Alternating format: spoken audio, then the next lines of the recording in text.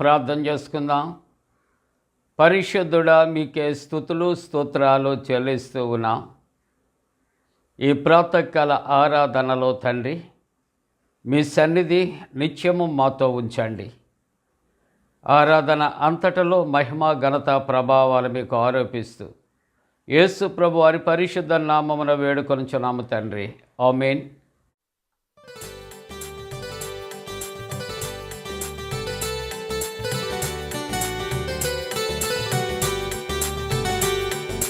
ప్రార్థన వినడి పావనుడా, ప్రార్థన మాకు నేర్పుమయా. ప్రార్థన వినడి పావనుడా, ప్రార్థన మాకు నేర్పుమయా. శ్రేష్టమైన భావము గూర్చి శిష్య బృందముకు నేర్పితివి. శ్రేష్టమైన భావము గూర్చి శిష్య బృందముకు నేర్పితివి. పరముడ నిన్ను ప్రనుతించెదము, పరలోక ప్రార్థన నేర్పుమయా. ప్రార్థన వినడి పావనుడా, ప్రార్థన మాకు నేర్పుమయా. శత్రువుక నిన్ను చుట్టుకొని సిలువపై నిన్ను చంపగను. శత్రువుక నిన్ను చుట్టుకొని సిలువపై నిన్ను చంపగను. శాంతముతోని శత్రుల బ్రోవగ సరిపిన ప్రార్థన నేర్పుమయా. ప్రార్థన వినడి పావనుడా, ప్రార్థన మాకు నేర్పుమయా.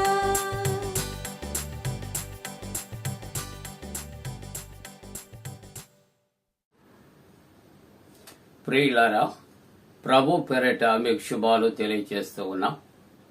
జన్మదినాలు, వివాహ దినాలు జరుపుకుంటున్న కుటుంబాలకు యేసుక్రీస్తు ప్రభు వారి పరిశుద్ధ నామమున పండు prince and sisters YouTube channel ద్వారా శుభాకాంక్షలు మీకు తెలియజేస్తున్నాం.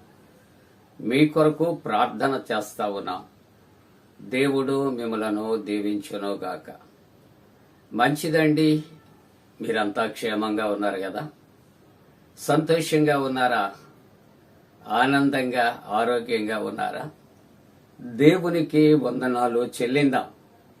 ఈ ప్రాతకాల ఆరాధన కొరకు ఏర్పాటు చేయబడిన పరిశుద్ధ లేఖనాన్ని కలిసి చదువుకుందాం. అందరము కూడా పరిశుద్ధ గ్రంథాలు తెరచి యాకోబు పత్రిక 4వ అధ్యాయం, యాకోబు పత్రిక 4వ అధ్యాయం 6, 7 వచనాలు కలిసి చదువుకుందాం. 6వ వచన ప్రారంభం. దేవుడు అహంకారులను ఎదిరించి దీనులకు కృప అనుగ్రహించును అని లేఖనము చెప్పుచున్నది. కాబట్టి దేవునికి లోబడి ఉండుడి, అపవాదిని ఎదిరించుడి, అప్పుడు వాడు మీ యొద్ద నుండి పారిపోవును. 7వ వచనం మరలా చదువుకుందాం. కాబట్టి దేవునికి లోబడి ఉండుడి. ప్రియమైన విశ్వాసులారా, ఈ ప్రాతకాల వాక్య ధ్యానములో మనకు అంశము దేవునికి లోబడి ఉండుట. ఎవరికో చెప్పండి. దేవునికి లోబడి ఉండుట. తండ్రి అయిన యెహోవా దేవుడు తన కుమారుని లోకానికి రక్షణ అనుగ్రహించటానికి రక్షకుడుగా ఆయన పంపించినప్పుడు తాను జీవించిన ఆ 33.5 సంవత్సరాలు కూడా తండ్రి అయిన యెహోవా దేవునికి, క్రీస్తు ప్రభు లోబడి ఆయన జీవించాడు. ఉదాహరణకు ఆదికాండములో 22వ అధ్యాయములో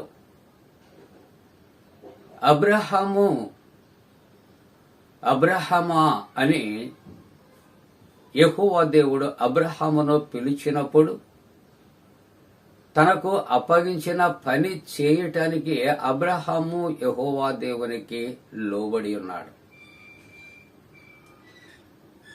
అబ్రహామునకు కలిగినటువంటి తన కుమారుడైనటువంటి ఇస్సాకు తన తండ్రికి లోబడి ఉన్నట్లుగా మనం చూస్తా ఉన్నాం. సృష్టి యావత్తు కూడా సృష్టికి లోబరచబడి ఉన్నది ప్రియులారా. కాబట్టి మనము మనుష్యులకు కాదు లోబడి ఉండుట, ఆధ్యాత్మికమైనటువంటి దృష్టితో మనం చూస్తూ ఉన్నప్పుడు సృష్టి యావత్తు కూడా దేవుని యొక్క అధికారానికి లోబడి ఉన్నది. భూలోకములో సృష్టముగా ఉన్న ప్రతి ఒక్కరము కూడా సృష్టికర్తకు లోబడి ఉండవలసిన అవసరత ఉంచి ఉన్నది ప్రియులారా. ఆ తరువాత లోకానుసారముగా జీవిస్తూ ఉంటున్నప్పుడు లోకాధికారులకి లోబడి ఉండాలి. కాబట్టి వేళ వాక్య అంశం మనము దేవునికి లోబడి ఉండుట. ప్రియమైన దేవుని యొక్క కుటుంబీకులారా, పరిశుద్ధ గ్రంథములో దైవవాక్యాన్ని మనం చూస్తూ ఉంటూ ఉన్నప్పుడు ద్వితీయోపదేశకాండము 13వ అధ్యాయము 4వ వచనములో చూస్తే, మీరు మీ దేవుడైనటువంటి యెహోవాకు లోబడి ఆయనకే భయపడి ఆయన ఆజ్ఞలను అనుసరించి ఆయన మాటలు విని ఆయనను సేవించి ఆయనను హత్తుకొని ఉండాలి. ఈ మాటలు భావము అంతా కూడా క్లుప్తంగా మనం ఆలోచన చేస్తే దేవుని యొక్క వాక్యం అంటుంది, మీరు మీ దేవుడైన యెహోవాకు లోబడి ఉండాలి. లోబడి ఉండాలి. అలాగని ఇర్మియా గ్రంథములో 4వ అధ్యాయంలో 4వ వచనములో అవిధేయులై ఉండుట మానుకుని మీ దుష్టక్రియలను బట్టి ఎవడును ఆర్పివేయలేనంతగా నా ఉగ్రత అగ్ని వలె కాల్చకుండునట్లు.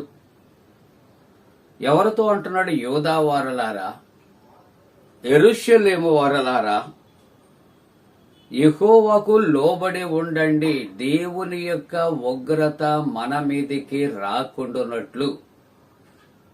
సృష్టికర్త అయిన దేవునికట లోబడి ఉండాలి. మనం అనుకుంటాం దేవుడు చూడవచ్చాడా? మనం ఏం చేస్తే ఆయనకు తెలుస్తుంది? మనం ఏం మాట్లాడుకుంటే ఆయనకు వినబడుతుంది? మనం ఎక్కడికి వెళితే కనబడుతుంది? ఆయనకి లోబడవలసిన అవసరత దేనికి అని లోక సంబంధమైన వాటి విషయాల్లో లోబడి జీవించడం అనేది మనం అలవర్చుకుంటాం. కానీ ఇక్కడ దేవుని యొక్క వాక్యం హెచ్చరిక చేస్తుంది, యూదా వారలారా, యెరూషలేము వారలారా, ఇదిగో మీ తప్పిదాలను బట్టి నా ఉగ్రత మీ మీదకి రాకూడదు, కాల్చబడకుండా ఉండాలంటే మీరు లోబడి మీరు ఉండాలి అని దైవవాక్యము సెలవిస్తూ ఉంటూ ఉన్నది. మత్తయి సువార్త 8వ అధ్యాయము 9వ వచనములో చూస్తూ ఉంటూ ఉన్నప్పుడు శతాధిపతి కొరకు ఒక చక్కటి సన్నివేశము ఇక్కడ చెప్పబడుతున్నది. శతాధిపతి అనగా 100 మంది మీద 100 మంది మీద అధికారి. మనకు తెలిసిన కథనం, యేసు ప్రభు దగ్గరకు శతాధిపతి వెళ్లి తన దాసుని కొరకు చెప్పే మాటలు, అయ్యా నా దాసుడు పక్షవాయువుతో మిగులు బాధపడుచు ఉన్నాడు, కాబట్టి అయ్యా నువ్వు స్వస్థపరచాలి. యేసు ప్రభు అంటాడు, నేను వచ్చి నేను స్వస్థపరుస్తున్నాడు అంటున్నాడు. కానీ శతాధిపతి వెంటనే అంటున్నటువంటి మాటలు, అయ్యా నేను కూడా అధికారమునకు లోబడిన వాడ, ఒకని రమ్మంటే ఒకడు వస్తాడు, పొమ్మంటే పోతాడు. అయినప్పటికీ కూడా నీవు నా ఇంటికి రావటానికి నేను యోగ్యుడను కాను. ఆయన ఎంత తగ్గింపు కలిగి ఉన్నాడు. 100 మంది మీద అధికారి యేసుక్రీస్తు ప్రభు వస్తానంటే ఒక్క మాటలో అంటాడు, నీవు నా ఇంటికి రావటానికి యోగ్యుడను కాను అంటే నేను అపాత్రుడను. మరి నీవు మాట సెలవిస్తే నా దాసుడు స్వస్థత పొందుతాడు. లోక సంబంధమైనటువంటి అధికారానికి లోబడ్డాడు. కానీ ఈ 100 మంది మీద అధికారి ఎవరికి లోబడ్డాడు అంటే రక్షకుడైన క్రీస్తు ప్రభుకి లోబడి నువ్వు మాట సెలవిస్తే చాలయ్యా, నీవు రావక్కర్లే. ప్రియ దేవుని బిడ్డలారా, ఈ ఉదయకాలపు ఆరాధనలో ఒక చక్కటి మాట లోబడి ఉండుట, మనుష్యులకు కాదు దేవునికి లోబడి ఉండుట మనం నేర్చుకోవాలి. మత్తయి సువార్త 8వ అధ్యాయం 26వ వచనములో చూస్తూ ఉంటున్నప్పుడు, గాలిని సముద్రమును గద్దింపుగా మిక్కిలి నిమ్మలమాయను.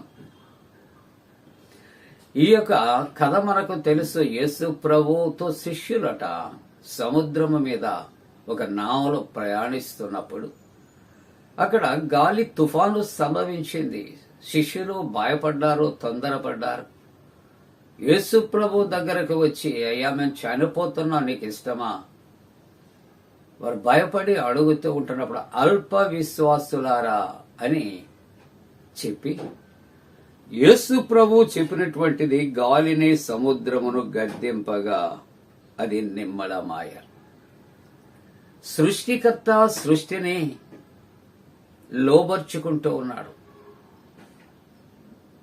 ఇక్కడ సముద్రమును గద్దించినప్పుడట ఆ సముద్రము కూడా ఏం చేసిందంటే 27వ వచనం 8వ అధ్యాయం 27వ వచనంలో అక్కడ జరిగిన సన్నివేశాన్ని చూసినటువంటి తన శిష్యులు అనుకుంటున్నారు, ఈయనకు గాలియు సముద్రమును లోబడుచున్నవి. చూసారా, మనుష్యులే కాదండి, గాలియు సముద్రము ప్రకృతి యేసు ప్రభువుకి సృష్టికర్తకు లోబడుతూ ఉన్నట్లుగా మనము చూస్తా ఉంటూ ఉన్నాం. ప్రియులారా, ముగింపుగా ఆలోచన చేస్తున్నప్పుడు మార్కు సువార్త 1వ అధ్యాయం 27వ వచనములో అపవిత్రాత్మ పట్టినటువంటి ఒక వ్యక్తిని విడిచిపోమని ఆజ్ఞాపించగా అవి విడిచి వెళ్లిపోయాయి.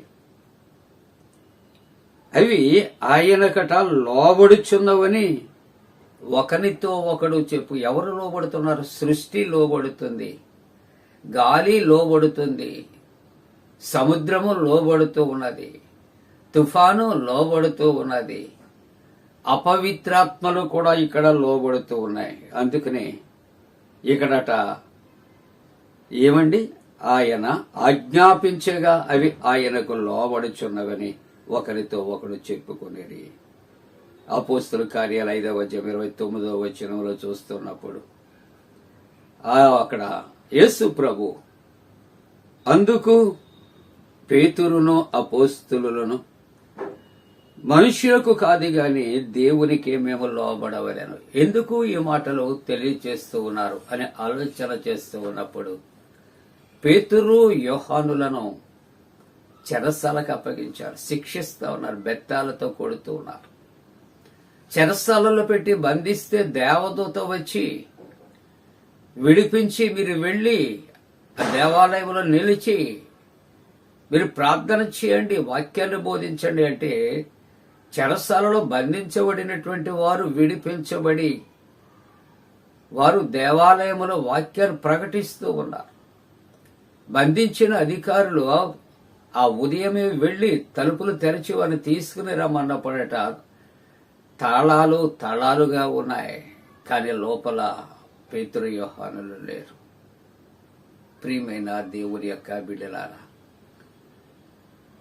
అందుకని వారిని అక్కడ ఉన్నటువంటి యాజకులు, అక్కడ ఉన్నటువంటి వారు వారిని పట్టుకుని ఎందుకు మీరు ఇలా చేస్తున్నారని అడిగితే మేము మనుష్యులకి కాదు, కానీ దేవునికి మేము లోబడాలి కదా. ఈ శ్రేష్టమైన ఆరాధనలో నీవు ఎవరికి భయపడుతున్నావు ఆలోచన చేయి. నువ్వు ఎవరికి భయపడుతున్నావు అంటే లోకానికి, లోకస్తులకు ఏమంటారు రేపు ప్రొద్దుట వారు మాకు తోడుంటారో లేదో, మాతో మాట్లాడతారో లేదో, మా ఇంటికి వస్తారో లేదో. No, nothing. దేవుని చిత్తము లేనిదే ఏది జరగదు. లోకము అంతా నిన్ను విడిచిన నిన్ను విడువని దేవుడు నీతో ఉన్నాడు, నాతో ఉన్నాడు. మనుష్యులకు లోబడవద్దు ప్రియులారా, సృష్టికర్త అయిన దేవునికి లోబడి ఆశీర్వదింపబడదాం. అలా చేయటానికి దేవుడు తన పరిశుద్ధాత్మ మనపై మెండుగా కుమరించునుగాక. ఆమేన్. ప్రార్థన చేసుకుందాం. పరిశుద్ధుడా, నీకు వందనాలు. దేవా, నీకు లోబడటం మాకు నేర్పించండి. వ్యాధి బాధలతో ఉన్న వారిని స్వస్థపరచండి. యవనస్తులు క్షేమము కొరకు, రక్షణ కొరకు, వివాహ ప్రయత్నాల కొరకు ప్రభువా, వారి ఇంటర్వ్యూస్లో, వారి ఉద్యోగాల్లో జయము కొరకు ప్రభువా, ఇదిగో గర్భిణీ స్త్రీలు సుఖప్రసవము కొరకు ప్రభువా, వ్యక్తిగత ప్రార్థన అవసరతలని సహాయము కొరకు ప్రార్థిస్తూ మీకు లోబడటం మాకు నేర్పించమని యేసు నామమున వేడుకొంచున్నాం తండ్రి. ఆమేన్. పరలోకమందున మా తండ్రి, నీ నామం పరిశుద్ధపరచబడనుగాక, నీ రాజ్యం వచ్చునుగాక, నీ చిత్తం పరలోకమందున వేర్చినట్టు భూమి అందు నెరవేరునుగాక. మా ఇందిన ఆహారం నేడు మా దయచే, మా ఏడల అపరాధం చేసిన వారిని క్షమించిన ప్రకారముల అపరాధము క్షమించము, శోధంలోనే తెక్క కీడును తప్పించము. రాజ్యము, శక్తి, మహిమ నిరంతరము నీవే ఉన్నవి. ఆమేన్. మన పరమ తండ్రి అయిన దేవుని యొక్క ప్రేమయు, ప్రభువైన యేసుక్రీస్తు ప్రభు కృపయు, పరిశుద్ధాత్మ యొక్క అన్యోన్య సహవాసము ప్రాతకాల ఆరాధనలో ప్రభువుని ఆరాధిస్తున్న ప్రతి కుటుంబానికి తోడుగుండి సంరక్షించి కాపాడునుగాక. ఆమేన్.